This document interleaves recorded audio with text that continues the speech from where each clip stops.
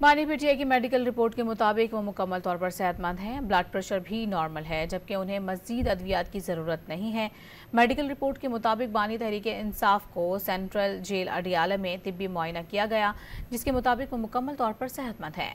बुखार नहीं है, जबकि ब्लड प्रेशर भी नॉर्मल है। उनकी जानिब से 5 रोज़ से सांस की तकलीफ की शिकायत की गई, जिसके लिए वो पहले ही PPIs पर हैं। उन्हें कान में शोर सुनाई देने के मसाइल कई माह से हैं, जिसके लिए वो अद्वियात ले रहे हैं। बुखार नहीं है, जबकि ब्लड प्रेशर भी नॉर्मल है।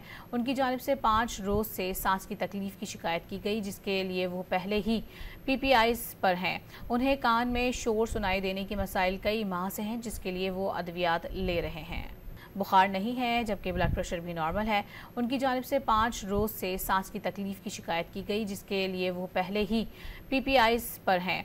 उन्हें कान में शोर सुनाई देने के मसाइल कई माह से हैं, जिसके लिए वो अद्वियात ले रहे हैं।